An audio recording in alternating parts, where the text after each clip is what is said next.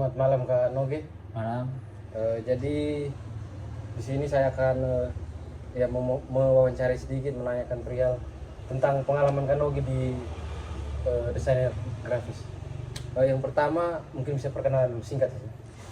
Perkenalkan, nama saya Petrus Pajibrang Nogete, biasa dipanggil Geral. Saya sekarang masih kuliah di Amikom, semester 6, di jurusan informatika. Dan saya sekarang lagi buka usaha juga di freelance gitu di bagian desain grafis. Mungkin Kak Noge bisa ceritakan pengalaman singkat selama menjadi seorang desainer grafis itu seperti apa sih? Pengalaman singkat saja. Dari awal saya kenal desain grafis Ya, langsung. dari awal saya kenal desain grafis itu pertama dari saya waktu SMA itu, saya masuk di organisasi OSIS, saya di bagian sesi iptek, terus itu tugasnya suruh buat undangan, kartu, pokoknya pengumuman mengenai sekolah-sekolah, informasi sekolahan. Jadi saya disuruh buat desain-desain kayak seperti desain undangan, banner, dan di situ saya mulai tahu tentang desain-desain. Nah, software awal yang saya tahu itu pertama Photoshop. Nah, kemudian pas kuliah saya masuk di jurusan informatika, dan waktu itu di semester 2 saya kenal dengan mata kuliah komputer grafis. Kemudian lebih mendalam lagi pelajarannya itu mengenai software desain seperti Figma, Adobe Illustrator, Photoshop, dan kemudian saya mulai belajar lagi di YouTube cara tutorial menggunakan software tersebut, dan kemudian akhirnya saya bisa menguasai software desain tersebut dan bisa membuat desain. Kira-kira selama menjadi seorang desainer grafis ini, Kak Noge sudah pernah ikut lomba atau event apa gitu yang diselenggarakan mungkin dari entah pemerintah atau perusahaan-perusahaan lah? Kira-kira ada pernah lomba ikut apa, entah di kampus atau di mana begitu? Kalau untuk lomba, pernah waktu itu ada seleksi dari Kemikbud membuat buku panduan gitu kan, panduan majalah kayak fotografi untuk di daerah saya, Polres Timur. Dan itu saya terpilih karena punya portofolio yang cocok. Itu akhirnya saya ambil kontribusi dari Kemikbud tersebut membuat tentang buku prosedur majalah mengenai fotografi untuk kontestan yang mau fotografi di daerah Arantuka tersebut. Dan kalau untuk proyek-proyek banyak sih mas, kayak buat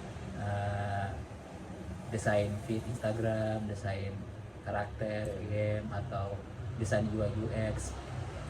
Nah, waktu itu juga pernah magang juga 1 bulan di Digital Luna ID. Di situ proyeknya banyak banget mas, disuruh buat logo, disuruh buat feed Instagram, dan nanti dari situ kita sesuai kebutuhan desain kita, bukan dari kitanya sendiri tapi dari klien kita. Berarti memang sudah sangat-sangat ya diistilahkan pro lah dalam desainer grafis. Ya lumayan sih Ya mas. lumayan, pokoknya sudah menguasai beberapa aplikasi ya, Yeah. sudah sangat matang lah. Kira-kira menurut Kak Noge, karya apa yang sangat berkesan gitu? Karya apa yang sangat, misalnya buat aplikasi atau apa, maksudnya sangat berkesan, sangat keren lah istilahnya. Kalau Ada satu karya mungkin yang sangat kalau karya karya Noge terbaik lah pokoknya.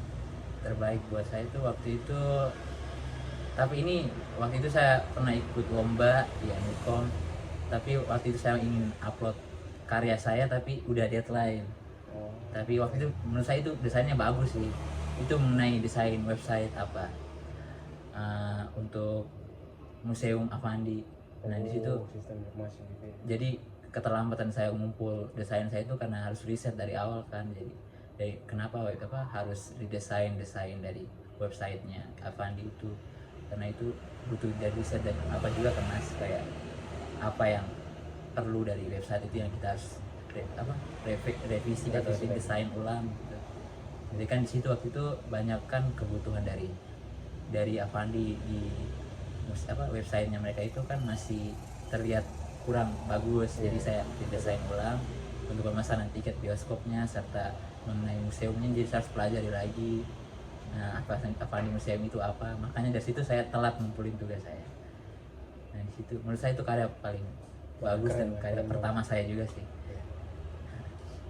Ya mungkin Kak Nogi bisa berikan ya apa ya, kesan atau saran kepada teman-teman mungkin yang mau belajar desain grafis, mungkin awalnya itu dari mana dulu Nah, sehingga mereka bisa menjadi seorang desainer yang hebat juga. untuk untuk menjadi desainer grafis itu pertama-tama itu harus kita dari keinginan kita sendiri untuk belajar dan sekreatif kita dan pemikiran kita sih maksudnya. Jadi kalau kita ingin membuat sesuatu itu dari pola kreativitas kita. Jadi untuk pertama kita harus juga menguasai software yang ingin kita desain, kemudian tuangkan ide kita di software itu dan bagaimana cara kita melakukan desain itu dengan teknik-teknik. Mungkin teknik-tekniknya bisa belajar di YouTube atau di apa, di buku-buku. Terus nah juga untuk kedua itu harus paham kalau misalnya kita sudah kuasai semua software atau sudah bisa implementasi kreativitas kita juga harus memenuhi juga kebutuhan desain kita ini berguna nggak, kayak ini sesuai dengan keinginan customer atau user atau klien kita mau atau enggak. Jadi jangan berharap dari kemauan desain kita sendiri. Misalnya saya maunya desain seperti ini dan tidak bertolak belakang dengan klien itu menurut saya tidak cocok sih. Seharusnya kita harus menyamakan keinginan kita dengan klien kita, meyakinkan bahwa desain ini memang pantas untuk klien kita. Jika kliennya mau, dan itu bisa dikatakan desain itu bagus.